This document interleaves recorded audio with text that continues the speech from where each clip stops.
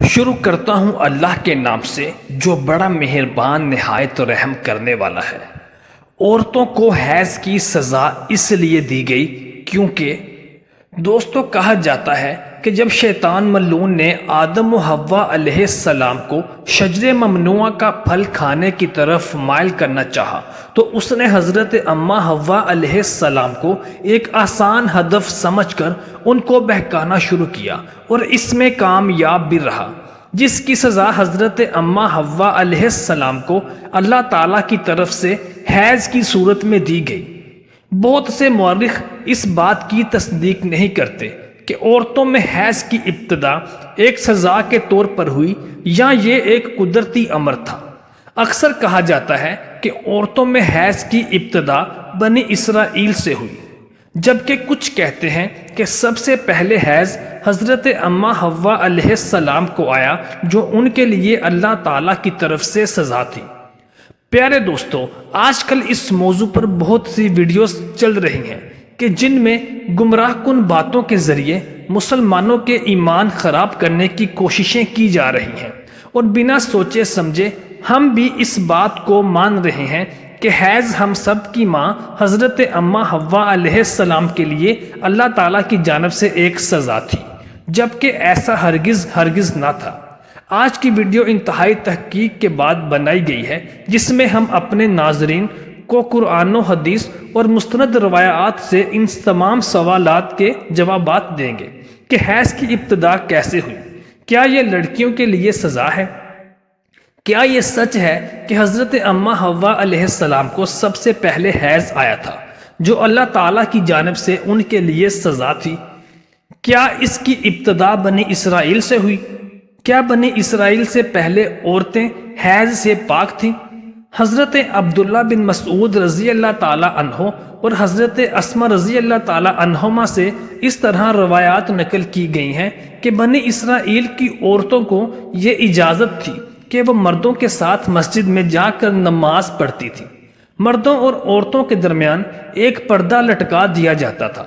پھر ایک دن ایک لڑکی مسجد میں نماز ادا کرنے کے لیے آئی اور وہ اپنی ایڑیاں اٹھا کر مردوں والی طرف اپنے عاشق دوست کو جھانکنے لگی، تو اس کے بعد اس نے یہ روز کا معمول بنا لیا تھا کہ وہ ہر نماز کے بعد اپنے یار کو دیکھنے کے لیے ایڑیاں اٹھا کر دیکھا کرتی تھی، جس کی دیکھا دیکھی کچھ دوسری عورتوں نے بھی مسجد میں غیر مردوں کو دیکھنا شروع کر دیا۔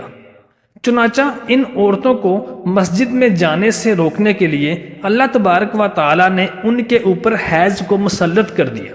کچھ لوگوں کا کہنا یہ بھی ہے کہ حیض کی ابتدا اسی دن سے بنی اسرائیل کی عورتوں سے ہوئی، جو کہ غلط ہے، کیونکہ مفسرین اس روایت کی تفسیر میں بیان کرتے ہیں کہ حیض کی بیماری معمولی نہ تھی، بلکہ بنی اسرائیل کی عورتوں کو مسجد میں گناہ کرنے کی اللہ تبارک و تعالیٰ نے ایسی سزا دی کہ 4 مہینے تک مسلسل عورتوں کو حیض رہا، جس کی وجہ سے عورتوں نے مسجد میں جانا ہی بند کر دیا تھا۔ پھر عورتوں نے اللہ تبارک و تعالیٰ سے معافی مانگی تو اللہ تبارک و تعالیٰ نے عورتوں کی توبہ کو قبول کر لیا اور یہ عذاب عورتوں پر ختم ہو گیا۔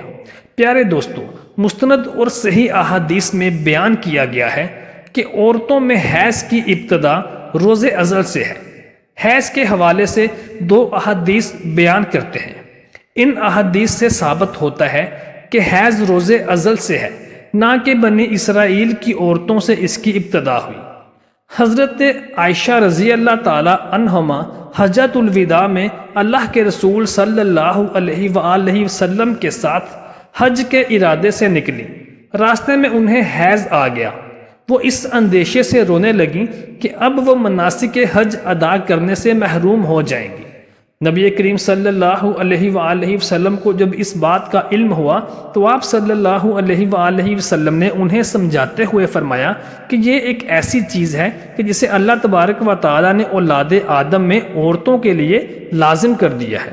اس حالت میں تم بھی وہی سب کچھ کرو جو ایک حاجی کرتا ہے، صرف پاک ہونے تک بیت اللہ کا طواف نہ کرنا۔ اور اسی طرح ایک حدیث حضرت ام سلمہ رضی اللہ تعالیٰ عنہما سے بھی روایت ہے کہ حضرت ام سلمہ رضی اللہ تعالیٰ عنہما بیان کرتی ہیں کہ ایک موقع پر میں اللہ کے رسول صلی اللہ علیہ وآلہ وسلم کے پاس بیٹھی تھی کہ مجھے حیض آنے لگا۔ میں وہاں سے اٹھ گئی۔ نبی کریم صلی اللہ علیہ وآلہ وسلم نے دریافت کیا تو میں نے بتایا کہ مجھے حیض آنے لگا ہے۔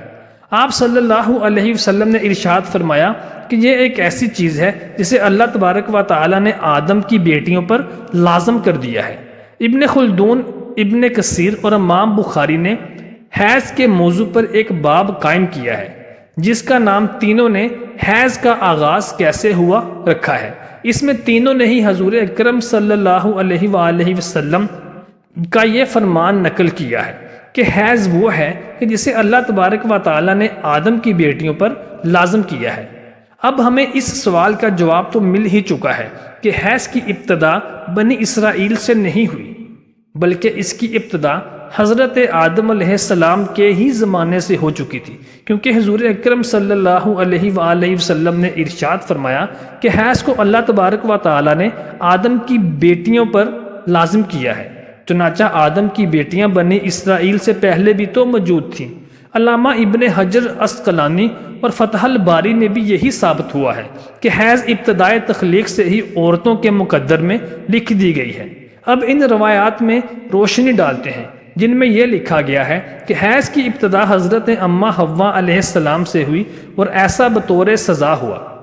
امام طبری سورہ بقرہ کی آیت نمبر 25 کی تفسیر میں حضرت عبد الرحمن بن زید رضی اللہ تعالیٰ عنہ کی یہ روایت نقل کرتے ہیں کہ حضرت اماں حوا علیہ السلام کو پہلے حیض نہیں آتا تھا، ان کی تخلیق پاکیزہ ہوئی تھی، یہاں تک کہ انہوں نے اللہ تبارک و تعالیٰ کی فرمان کی نافرمانی کی اور ممنوع پھل کھایا جس سے ان کو جنت سے نکال دیا گیا اور پھر ان کو حیض اور حمل کی سزا دی گئی۔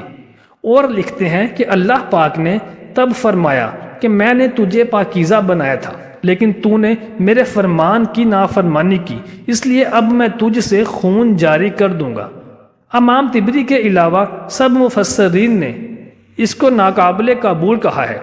حیض اصل میں ایک طبیعیاتی مظہر ہے جس سے ہر مہینے عورت بلوغت سے سنیاس تک 2-4 ہوتی ہے اور اس کی صحت کی علامت سمجھا جاتا ہے۔ اسی حیض کے خون سے ہی بچے کی پرورش کی جاتی ہے۔ یہ اللہ تبارک و تعالیٰ کا نظام ہے۔ عورت کو اگر حیض نہ آئے تو اس کو بیماری کی علامت سمجھا جاتا ہے۔ یہ عورت کے لیے کوئی سزا نہیں اور نہ ہی یہ بات کسی روایت سے ثابت ہے کہ حیض عورت کے لیے سزا ہے، بلکہ یہ ایک ذمہ داری ہے جو اللہ تبارک و تعالیٰ نے انسان کی تخلیق کے لیے عورتوں پر ڈالی ہے۔ محترم دوستو، امید کرتے ہیں کہ آپ ہماری ویڈیو کو پسند کرتے ہوں گے۔ ہمارے چینل کو سبسکرائب ضرور کر دیجیے۔ شکریہ۔